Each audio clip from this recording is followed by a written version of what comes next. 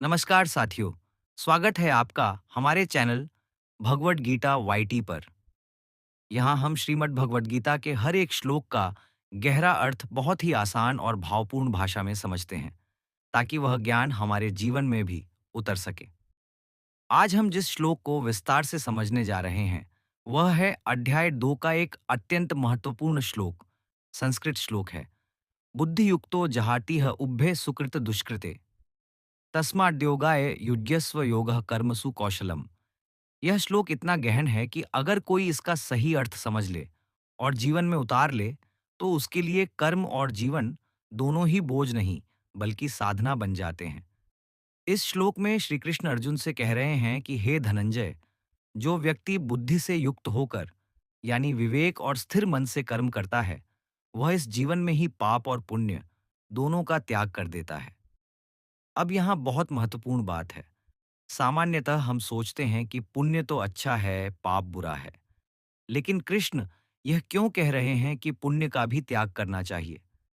असल में पाप और पुण्य दोनों ही हमें बांटते हैं। पाप हमें दुख की ओर खींचता है और पुण्य हमें सुख की ओर खींचता है। परंतु सुख और दुख दोनों ही अस्थायी हैं। वे हमें जन्म मरण के चक्र में बांधे रखते हैं। अगर हम केवल पुण्य के पीछे भागते रहें, तो भी हम बंधन में रहते हैं। कृष्ण यहाँ कह रहे हैं कि जो बुद्धियुक्त होकर कर्म करता है, वह इन दोनों बंधनों से मुक्त हो जाता है। उसका कर्म केवल कर्तव्य होता है, उससे वह फल की आशा नहीं रखता। जरा सोचिए, अगर कोई किसान केवल यह सोचकर खेती करे कि मुझे जरूर इतनी उपज ही चाहिए, और अगर उतनी न मिले तो वह टूट जाए, तो क्या वह सही है? उसका काम है बीज बोना, सिंचाई करना, मेहनत करना, लेकिन बारिश, मौसम और अन्य कारक उसके हाथ में नहीं। इसी तरह जीवन में हमारे हाथ में सिर्फ कर्म है।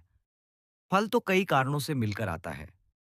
यही कारण है कि कृष्ण हमें सिखा रहे हैं, फल की चिंता मत करो, केवल कर्म पर ध्यान दो। अब दूसरी पंक्ति का गूढ़ अर्थ है, तस्माद्योगाय युज्यस्व योग कर्मसु कौशलम। यानी हे अर्जुन, इसलिए तू योग में लग जा। और योग क्या है? योग है कर्म में कौशल। अब कौशल का अर्थ केवल तकनीकी दक्षता नहीं है। यहाँ कौशल का मतलब है संतुलित रहकर कर्म करना, संभव में रहकर कर्म करना। फल अच्छा मिले तो अहंकार में मत चढ़ो, और फल न मिले तो दुख में मत डूबो। यही असली कौशल है। आज की दुनिया में हम हर चीज का हिसाब लगाते हैं। ये काम करने से मुझे क्या मिलेगा? यह नौकरी करने से कितना वेतन मिलेगा? यह व्यापार करने से कितना लाभ होगा?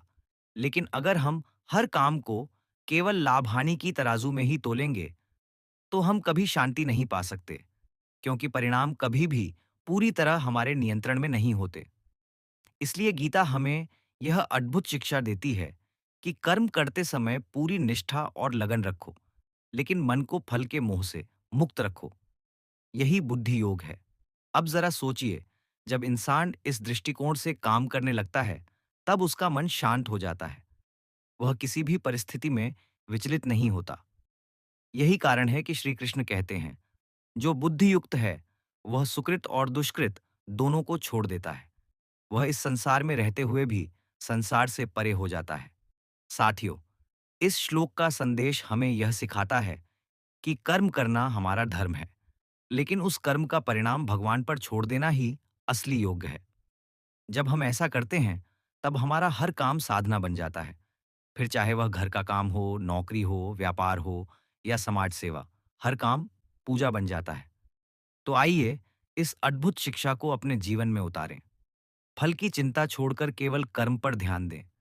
यही सच्चा योग है, यही जीवन का कौशल है।